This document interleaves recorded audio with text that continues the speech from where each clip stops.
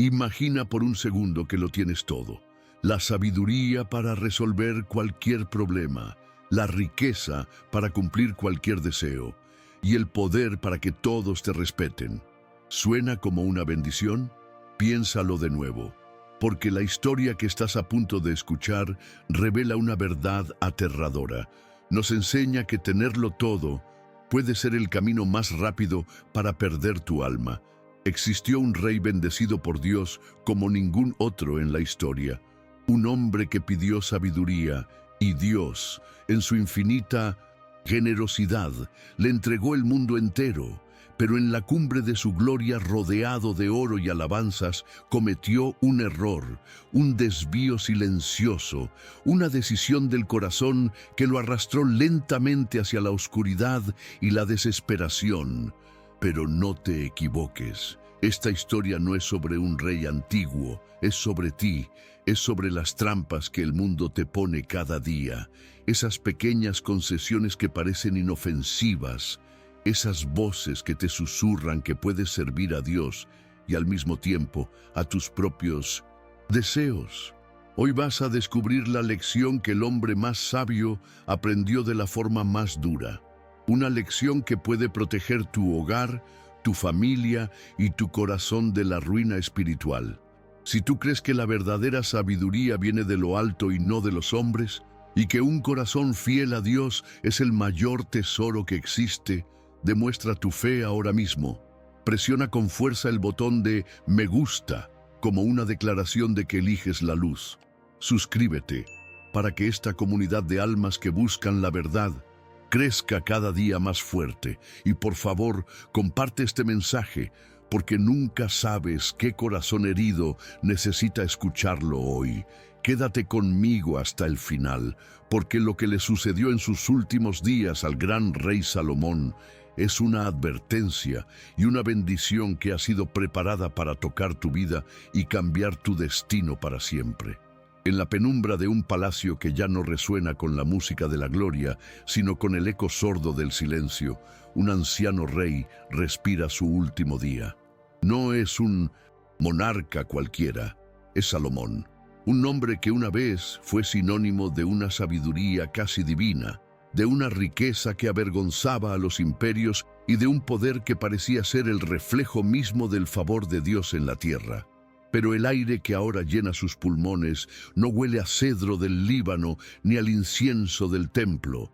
Huele a polvo, a tiempo perdido, a arrepentimiento. ¿Cómo es posible que el hombre bendecido entre todos los hombres, aquel a quien Dios mismo le ofreció el mundo, termine sus días ahogado en la desesperación, carcomido por la ruina espiritual? ¿Qué sombras se alargaron en el corazón del rey más sabio hasta apagar la luz de la fe? Esta no es solo la crónica de un final, es el descenso a las profundidades de un alma que lo tuvo todo y, en el crepúsculo de su existencia, descubrió que todo era nada. Acompáñenos en este viaje al último día de Salomón. Un día suspendido entre el recuerdo de una gloria deslumbrante y la conciencia de una caída trágica. Un día para desentrañar las consecuencias irreparables de darle la espalda a Dios. Descubriremos juntos cómo el arquitecto del templo sagrado terminó construyendo altares a la oscuridad, cómo el autor de proverbios de vida terminó susurrando que todo es vanidad. Esta historia es un espejo oscuro. En sus reflejos no solo veremos el rostro de un rey de antaño, sino también las trampas eternas que acechan a toda alma, el orgullo, la seducción de lo prohibido y la lenta erosión de la fe cuando se expone a los vientos del mundo. Quédense con nosotros, porque las lecciones grabadas a fuego en el corazón de Salomón tienen el poder de iluminar las encrucijadas de nuestra propia vida. Adentrémonos en el capítulo final del rey más sabio y escuchemos el veredicto que su propia vida dictó. El telón del reinado de Salomón se alzó sobre un escenario de promesa sagrada y favor divino. Era el hijo de David, el rey poeta y guerrero, y de Betsabé, cuya historia era ya un tapiz de pecado y redención. Salomón no fue un accidente del destino. Fue una elección de Dios para pastorear a Israel y llevarlo a su cenit. Desde sus primeros pasos como monarca, una luz sobrenatural parecía guiarlo. Imaginen por un instante la escena en Gabaón. La noche envuelve el santuario. El joven rey, abrumado por el peso de una corona que aún no comprende del todo, ofrece sus sacrificios. Y en el silencio que sigue al fuego, en ese espacio etéreo entre la vigilia y el sueño, la voz de Dios mismo retumba, no en los oídos, sino en el alma. Pide lo que quieras que yo te dé, una oferta sin límites, el poder de un cheque en blanco firmado por el Creador del universo. Pensemos en lo que un joven rey terrenal podría desear: la aniquilación de sus enemigos, una vida que se extienda por siglos, riquezas que hagan palidecer el sol. Pero de los labios de Salomón brotó una plegaria que cambiaría la historia, una súplica nacida de un corazón que en ese momento era un vaso vacío y humilde.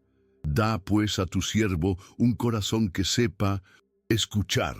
Susurró en la quietud de su visión, para juzgar a tu pueblo, para discernir entre el bien y el mal. Porque, ¿quién será capaz de gobernar a este pueblo tuyo tan grande? En el cielo, esa petición resonó con una belleza sin igual. No era la voz de la ambición, sino la del servicio. No era el anhelo de poder, sino la conciencia de la propia insuficiencia. Y la respuesta de Dios fue un torrente de gracia. No solo le concedió una sabiduría sin parangón, una mente capaz de penetrar los misterios de la naturaleza y del corazón humano, sino que como un padre generoso que se deleita en la humildad de su hijo, añadió aquello que no se había pedido: riquezas, honor y la promesa de una larga vida, atada a una sola y crucial condición: permanecer fiel. Caminar en los senderos de Dios. La prueba de esa sabiduría no tardó en manifestarse y lo hizo de una forma cruda y visceral. Dos mujeres, con el rostro marcado por la desesperación y la pérdida, se presentaron ante su trono. Sus voces se quebraban al clamar ambas la maternidad de un único niño vivo, mientras un pequeño cuerpo sin vida yacía como mudo testigo de la tragedia. El aire en la sala del juicio se tornó denso, cargado de mentira y de un dolor insondable. La lógica humana se veía atrapada en un callejón sin salida. Fue entonces cuando la sabiduría infusa de Salomón brilló como un relámpago.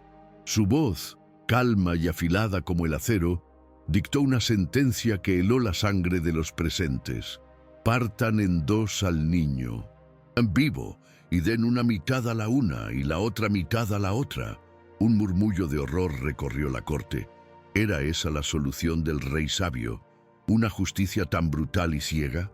Pero Salomón no miraba a los rostros de sus consejeros. Sus ojos estaban fijos en las dos mujeres, y en ese instante la verdad explotó. La impostora, con el corazón envenenado por la envidia, asintió, satisfecha con una justicia que era, en realidad, la cumbre de la maldad. Pero la verdadera madre, con las entrañas desgarradas por el amor, gritó en una agonía que trascendía cualquier orgullo: «No, mi señor, dádselo a ella, pero por favor, no le quiten la vida». En ese grito, Salomón no solo escuchó la verdad, sino que reveló a todo Israel que la sabiduría que habitaba en él no era de este mundo. Era un eco de la justicia y la misericordia de Dios. La fama de su discernimiento cruzó desiertos y mares. Se dijo que Dios le había dado anchura de corazón como la arena que está a la orilla del mar. Su mente era un océano de conocimiento. Compuso más de 3000 proverbios, sentencias que destilaban la esencia de la vida, el liderazgo y la fe. Sus cánticos, más de 1000, exploraban desde la brizna de hierba hasta el firmamento. Su sabiduría se convirtió en un imán para el mundo. La legendaria reina de Saba, una monarca poderosa de una tierra remota y envuelta en misterio, emprendió un viaje arduo y peligroso, no por comercio ni por guerra, sino para poner a prueba esa mente prodigiosa con enigmas y preguntas complejas. Imaginen su llegada, una caravana de camellos cargados de especias exóticas, oro y piedras preciosas, una corte extranjera que traía consigo el aroma y los secretos de un mundo lejano. Y al estar frente a Salomón, al escuchar de sus labios respuestas que no solo resolvían sus acertijos, sino que desvelaban las intenciones de su propio corazón, la reina quedó sin aliento. «Verdad es lo que oí en mi tierra», admitió con una humildad que solo nace ante una grandeza innegable. «Pero yo no lo creía hasta que he venido, y mis ojos han visto que ni aún se me dijo la mitad. Es mayor tu sabiduría y tu bien que la fama que yo había oído». Este encuentro no fue un mero duelo intelectual, fue la confirmación de que la bendición sobre Salomón era también una bendición sobre Israel, un testimonio para las naciones del poder y la generosidad de su Dios.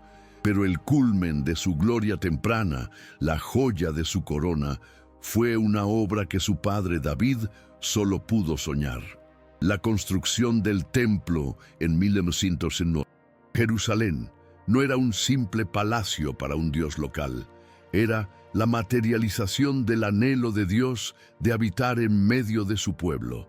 Durante 7 años, los mejores artesanos trabajaron bajo su dirección. El aire de Jerusalén se llenó del aroma del cedro del Líbano, del sonido de los martillos y del brillo del oro más puro.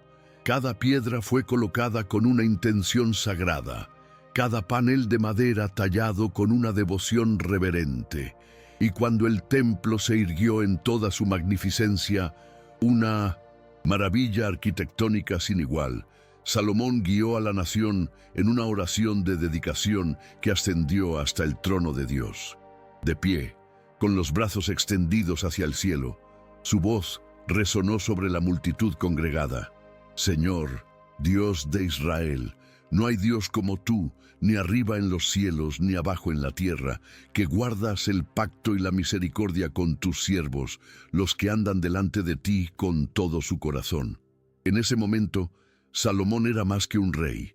Era el mediador entre el cielo y la tierra, el líder espiritual que consagraba su reino a la gloria de Dios. Y la presencia divina descendió como una nube palpable, llenando el templo, una señal inequívoca de la complacencia de Dios. En ese amanecer de su reinado, Salomón y Israel vivían en la luz del favor divino. El futuro parecía un horizonte infinito de paz y prosperidad, tan sólido y sagrado como las piedras del templo que acababa de erigir. Bajo el cetro de Salomón, Israel floreció hasta alcanzar una opulencia que desafiaba la imaginación. El reino se convirtió en el corazón palpitante del mundo antiguo, un nexo de poder, cultura y comercio. Las caravanas de mercaderes, los eruditos en busca de conocimiento y los emisarios de reyes lejanos peregrinaban a Jerusalén, no solo para comerciar, sino para contemplar con sus propios ojos la magnificencia de un reino bendecido. El rey Salomón fue mayor que todos los reyes de la tierra en riquezas y en sabiduría, relatan las crónicas, y toda la tierra procuraba ver a Salomón para oír la sabiduría que Dios había puesto en su corazón. La riqueza no era simplemente abundancia, era una inundación de prosperidad que redefinía el concepto de valor. Salomón controlaba las rutas comerciales vitales que unían los grandes imperios, desde las arenas de Egipto hasta las llanuras de Mesopotamia. Su flota de barcos, las naves de Tarsis, surcaban mares desconocidos y regresaban cada 3 años, con las bodegas repletas no solo de mercancías, sino de maravillas: oro, plata, marfil y criaturas exóticas como monos y pavos reales que desfilaban por los patios de palacio. El oro fluía hacia Jerusalén como un río inagotable. Se nos dice que solo el ingreso anual en oro ascendía a 666 talentos, una cifra que hoy equivaldría a más de 25 toneladas del metal precioso cada año. La plata, en contraste, perdió todo su valor. En los días de Salomón se consideraba tan común como las piedras en los caminos de Jerusalén. Los vasos y la vajilla del rey, hasta el último cuenco, no eran de plata sino de oro puro. El lujo no era una excepción, era la norma. Su trono era una obra de arte y una declaración de poder sin parangón en ningún otro reino. Imaginen una estructura majestuosa de marfil, completamente recubierta del oro más brillante. Se ascendía a él por 6 escalones, y en cada uno de ellos, flanqueando el camino, se erguían 12 leones de oro, figuras imponentes que miraban con ojos sin vida a quien osara acercarse.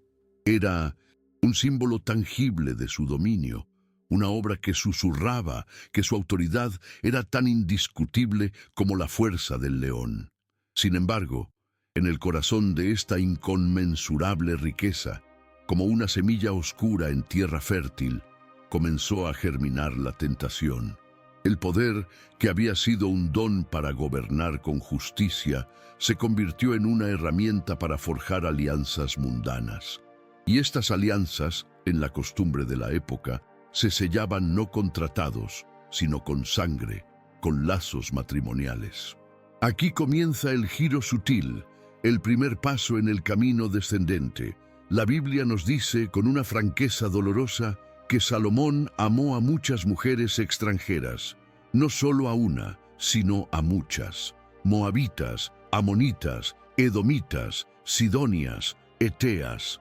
Nombres que resonaban con un eco de advertencia divina. Eran mujeres de naciones de las cuales el Señor había dicho explícitamente a Israel: no os uniréis en matrimonio con ellas, porque ciertamente apartarán vuestros corazones tras sus dioses.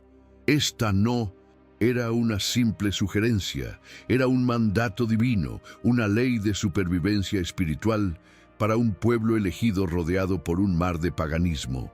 El Deuteronomio era aún más claro, advirtiendo directamente al futuro rey: no deberá tomar muchas mujeres, no sea que su corazón se desvíe.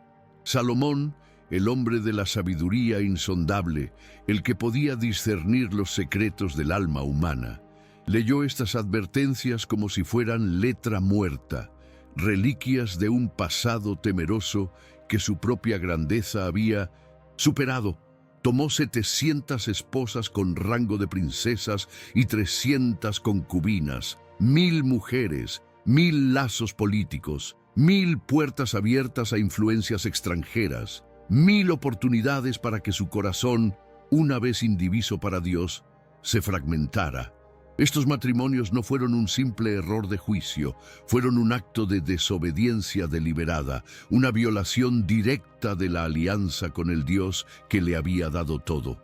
El hombre que había pedido un corazón para escuchar a Dios, comenzó a prestar oídos a las voces seductoras de sus esposas, a sus costumbres, a sus nostalgias religiosas y, finalmente, a sus dioses. La opulencia material de su reino comenzó a tener un coste espiritual devastador. El brillo del oro que lo rodeaba empezó a proyectar una sombra cada vez más larga y oscura sobre su alma. Con el paso de los años, el corazón de Salomón, que una vez fue el epicentro de la sabiduría divina, comenzó a ceder bajo el peso de las influencias paganas que él mismo había invitado a su palacio y a su lecho. La advertencia de Dios no había sido una amenaza, sino una profecía, y se cumplió con una precisión trágica. El texto sagrado lo describe con una crudeza que estremece. Y cuando Salomón era ya viejo, sus mujeres inclinaron su corazón tras dioses ajenos, y su corazón no era perfecto para con Jehová su Dios, como el corazón de David, su padre. Pensemos en la profundidad de esta declaración. El hombre a quien Dios había concedido un discernimiento sin igual, ahora era incapaz de discernir el veneno espiritual que se filtraba en su propia vida. El amor que sentía por estas mujeres, un amor terrenal y desordenado, comenzó a eclipsar su primer y más sagrado amor, la devoción al Dios de Israel. La lealtad, que antes era una columna de fuego, se convirtió en una niebla de compromisos. La desobediencia ya no fue un acto pasivo de omisión, sino que se materializó en piedra y argamasa. Salomón, el constructor del templo, usó su genio y sus recursos para erigir lugares altos, altares paganos en las colinas que rodeaban Jerusalén a la vista misma de la casa de Dios. Construyó un altar para Astarte, la diosa de los sidonios, una deidad de la fertilidad y la sensualidad carnal, cuya adoración era una afrenta directa a la santidad de Dios. Y la abominación no se detuvo ahí. Edificó lugares de culto para Quemos, el dios nauseabundo de los moabitas, y para Moloc, el terror de los amonitas. Moloc, un nombre que debería helar la sangre. Un ídolo de bronce con brazos extendidos sobre un fuego ardiente, en cuyo culto se incluía el sacrificio de niños quemados vivos como ofrenda. Salomón, el rey de Israel, el pueblo que tenía como mandato ser luz para las naciones, facilitó la construcción de altares donde se practicaba el más horrendo de los crímenes a los ojos de Dios. Estos no eran simples gestos de tolerancia cultural o de diplomacia conyugal. Eran actos de sacrilegio. Eran una flagrante y consciente violación de los mandamientos más fundamentales. Dios había ordenado a los israelitas destruir por completo todos los lugares altos donde las naciones paganas adoraban a sus ídolos. Salomón no solo los preservó, sino que construyó nuevos. El hombre que debía erradicar la idolatría se convirtió en su principal patrocinador. La ironía es devastadora. La misma sabiduría que le fue dada para discernir entre el bien y el mal, ahora estaba ahogada en una ciénaga de relativismo moral y compromiso espiritual. Se enredó en la telaraña de la idolatría, el pecado contra el cual Dios había advertido a Israel desde la zarza ardiente, desde el Sinaí, desde el umbral de la tierra prometida. Su corazón, antes un jardín para Dios, se convirtió en un panteón de deidades falsas. Su lealtad fracturada contrastaba dolorosamente con la de su padre, David. David, un hombre de pasiones turbulentas, que pecó gravemente con el adulterio y el asesinato, pero cuyo corazón, incluso después de caer, siempre se volvía con arrepentimiento y anhelo desesperado hacia Dios. David nunca dividió su adoración. Salomón, en cambio, con toda su sabiduría, cometió un pecado que David nunca cometió. Entregó porciones de su corazón a otros dioses. La ira de Dios no fue una reacción impulsiva. Fue la respuesta justa a una traición prolongada. El Señor se había aparecido a Salomón 2 veces. La primera, en el sueño de Gabaón, con una promesa. La segunda, tras la dedicación del templo, con una reafirmación del pacto y una advertencia solemne. Mas, si obstinadamente se apartaren de mí ustedes y sus hijos, y no guardaren mis mandamientos, y fueren y sirvieren a dioses ajenos y los adoraren, yo cortaré a Israel de sobre la faz de la tierra que les he entregado. A pesar de estas advertencias directas, personales, de Dios a hombre, el corazón de Salomón se endureció. La costumbre del pecado lo hizo insensible. Continuó construyendo santuarios para los ídolos de sus esposas, participando quizás pasivamente al principio y luego activamente en sus ritos. La respuesta divina, registrada en el libro de los Reyes, es final y terrible, y se enojó Jehová contra Salomón, por cuanto su corazón se había apartado de Jehová, Dios de Israel, que se le había aparecido 2 veces, y le había mandado acerca de esto, que no siguiese a dioses ajenos. Mas él no guardó lo que le mandó Jehová. El hombre que lo tenía todo, la sabiduría, la riqueza, el favor divino, la comunicación directa con Dios, permitió que su corazón fuera seducido. Cambió la devoción eterna por la aprobación temporal de sus esposas. Cambió al Dios vivo por ídolos de madera y piedra. El Dios que lo había bendecido con una abundancia sin precedentes, ahora, con un dolor justo, pronunció sobre él una sentencia irrevocable. La voz de Dios, que una vez le ofreció un reino de ensueño, ahora resonó con el trueno del juicio. Por cuanto ha habido esto en ti, y no has guardado mi pacto y mis estatutos que yo te mandé, romperé de ti el reino, y lo entregaré a tu siervo. La sentencia era clara, afilada, ineludible. El Reino Unido de Israel, esa gloriosa entidad forjada por Saúl, consolidada por David y llevada a su apogeo por Salomón, estaba condenado a la fractura. La misma obra que había construido con la bendición de Dios, ahora se encaminaba hacia la división, el conflicto civil y una lenta decadencia. La bendición se había convertido en maldición por la mano misma del bendecido, pero incluso en la ira, la misericordia de Dios dejó una marca. Por amor a David, su siervo fiel a pesar de sus caídas, la catástrofe no ocurriría durante la vida de Salomón. No lo haré en tus días, por amor a David, tu padre. Lo romperé de la mano de tu hijo. Salomón vería el comienzo de la ruina, las grietas en el edificio, pero sería su heredero, Roboam, quien sentiría el peso completo del colapso. No obstante, en la misericordia se reservaba un remanente. Pero no romperé todo el reino, sino que daré una tribu a tu hijo, por amor a David mi siervo, y por amor a Jerusalén, la cual yo he elegido. Un fragmento de la gloria pasada permanecería como testimonio de la fidelidad de Dios a sus promesas, incluso cuando su pueblo era infiel. El juicio no fue solo una declaración celestial, pronto tomó forma en la tierra. Un profeta llamado Ahías, un hombre de Dios que no temía al poder del rey, se encontró en el camino con Jeroboam, uno de los oficiales más capaces de Salomón. Imaginen la escena en la soledad del campo, lejos de los oídos de la corte. Ahías, vestido con un manto nuevo, realiza un acto simbólico de una potencia devastadora.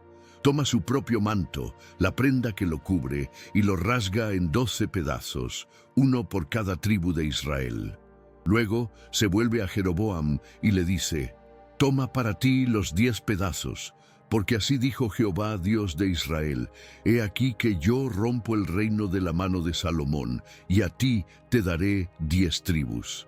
Era una profecía de insurrección, la semilla de la guerra civil plantada por la palabra de Dios mismo. El reino se dividiría y el siervo se levantaría contra la casa de su amo. El juicio estaba en marcha y sus consecuencias serían sangrientas y duraderas. Llegamos así al último día de la vida de Salomón. Imagínenlo. El sol se filtra a través de los celosías de un palacio inmenso y silencioso. El oro que recubre las paredes ya no brilla con esplendor. Parece frío, opaco, como el metal de una tumba, sentado, no en su trono de marfil y leones, sino quizás en un simple escaño, con la espalda encorvada por el peso de casi 80 años, el rey Salomón ya no es la figura imponente que asombró al mundo. Es un anciano frágil, un hombre que respira el aire denso del arrepentimiento. Su mente, esa mente prodigiosa que una vez desentrañó los enigmas de la vida, ahora es un laberinto de recuerdos dolorosos. Su vida, una vez llena de logros deslumbrantes, se despliega ante él no como un tapiz de gloria, sino como un mapa de desvíos, de oportunidades perdidas, de una traición fundamental. En el silencio de sus aposentos resuenan las palabras que él mismo escribiría en el crepúsculo de su existencia. Palabras que se han convertido en el epitafio de su búsqueda mundana, capturadas en el libro de Eclesiastés. «Vanidad de vanidades», dijo el predicador. «Vanidad de vanidades, todo es vanidad». Estas no son las palabras de un filósofo cínico. son el gemido de un alma que ha bebido de todas las fuentes de la tierra y ha encontrado que ninguna puede saciar la sed de Dios. Es el lamento del hombre que, a pesar de su sabiduría sobrenatural, perdió de vista al dador de la sabiduría. Su mente viaja en el tiempo, se ve a sí mismo, joven y ferviente, de pie ante el templo recién construido. Recuerda el fervor de su oración, la sinceridad de su corazón al pedir la presencia de Dios. Vuelve a sentir el asombro cuando la gloria del Señor descendió como una nube espesa, llenando el santuario, una confirmación palpable de que su obra era aceptada. ¿Dónde quedó ese hombre? ¿En qué encrucijada del camino su corazón se desvió tan lejos de aquellos días de devoción pura? Reflexiona sobre la vanidad de sus logros. No negué a mis ojos ninguna cosa que desearan, se dice a sí mismo, ni aparté mi corazón de placer alguno, y he aquí, todo era vanidad y aflicción de espíritu, y sin provecho debajo del sol. Había construido palacios que eran ciudades en miniatura, había plantado viñedos que se perdían en el horizonte, había acumulado tesoros de todas las naciones, tenía cientos de músicos para deleitar sus oídos, los manjares más exquisitos, las mujeres más hermosas. Persiguió cada placer, cada ambición, cada curiosidad, y ahora, en la quietud de su vejez, todo se sentía hueco, como cáscaras vacías. Había ganado el mundo, pero en el proceso había extraviado su alma. El rey, que una vez fue el más sabio, ahora comprende la verdad más simple, una que había enseñado pero no había vivido. El que ama el dinero no se saciará de dinero, y el que ama el mucho tener no sacará fruto. También esto es vanidad. Había aprendido, demasiado tarde, que los deseos insaciables de su corazón lo habían arrastrado lejos, muy lejos del camino seguro de Dios. Su relación con Dios, una vez íntima y directa, se había convertido en un recuerdo lejano. Había abandonado a su primer amor, al Dios de su juventud que se le había revelado en sueños y le había hablado como a un amigo. Lo había cambiado por alianzas políticas, por la paz efímera de los compromisos, por la complacencia de mujeres que lo llevaron a arrodillarse ante la madera y la piedra. Los fantasmas de su propia sabiduría lo acosan. Recuerda las palabras que él mismo escribió en los Proverbios, cuando su fe era fuerte. Fíate de Jehová de todo tu corazón, y no te apoyes en tu propia prudencia. Reconócelo en todos tus caminos, y Él enderezará tus veredas. ¡Qué amarga ironía! Él, el hombre más prudente de la tierra, se había apoyado en su propia prudencia. Había creído que podía manejar el peligro, que podía jugar con el fuego de la idolatría sin quemarse. Y se había desviado, perdiéndose en un bosque de perversiones que él mismo había plantado. En la soledad de ese último día, Salomón llega a la conclusión final, la suma de toda su vida, el destilado de toda su experiencia de gloria y miseria. Una última lección que lega a la humanidad. El fin de todo el discurso oído es este: teme a Dios y guarda sus mandamientos, porque esto es el todo del hombre, no la sabiduría, no la riqueza, no el poder, no el placer. El todo del hombre, su esencia, su propósito y su única ruta hacia una plenitud verdadera es temer a Dios, con un temor reverencial, un respeto sobrecogedor y obedecerle. Todo lo demás, como él había descubierto de la manera más dolorosa, es correr tras el viento. Su último día es un recordatorio sombrío de la naturaleza efímera de todo lo terrenal. Sus dones, los más grandes jamás concedidos a un hombre, los había malgastado al apartarse de la fuente de todos los dones. Al enfrentar el umbral de la muerte, entendió que su sabiduría, su riqueza y su poder no valían nada sin un corazón rendido al Señor. Con una lucidez conmovedora, había escrito: «He aquí, solamente esto he hallado, que Dios hizo al hombre recto, pero ellos buscaron muchas perversiones. En esa frase, Salomón, el más sabio de los hombres, se confiesa como el más grande de los necios, la víctima principal de sus propios planes y compromisos. Su vida se convierte en una advertencia universal, un faro que ilumina el peligro de buscar la realización en las cosas de este mundo en lugar de en el Creador del mundo. La historia de Salomón es una lección solemne sobre la importancia vital de la perseverancia final. Su último día no fue de celebración, sino de una profunda y amarga reflexión sobre todo lo que había perdido. Empezó con una promesa más brillante que el sol del mediodía, pero sus últimos años se nublaron con el arrepentimiento. El rey más sabio que jamás haya existido aprendió por el camino más duro que ninguna cantidad de oro, ninguna profundidad de conocimiento, ningún exceso de placer puede jamás reemplazar o compensar un corazón que no está plenamente consagrado a Dios. Que las palabras finales de Salomón resuenen en lo profundo de nuestra alma, que su legado nos recuerde que los mayores tesoros de la vida no se encuentran en lo que construimos para nosotros mismos en la tierra, sino en la relación que cultivamos con nuestro Creador en el cielo.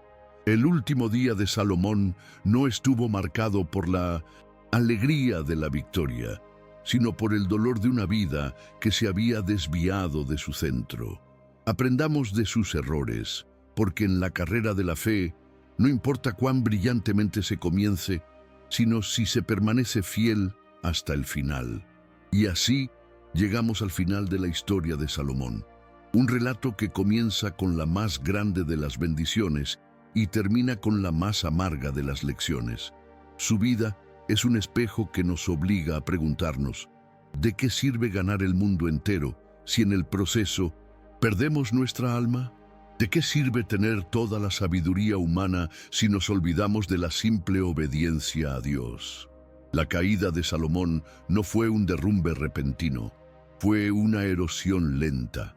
Un compromiso aquí, una concesión allá, hasta que su corazón, que una vez fue un templo para Dios, se llenó de ídolos extraños. Quizás la lección más importante que nos deja es esta. No se trata de cómo empiezas tu camino de fe, sino de cómo lo terminas. La verdadera prueba no está en los grandes comienzos, sino en la fidelidad de cada día, hasta el final.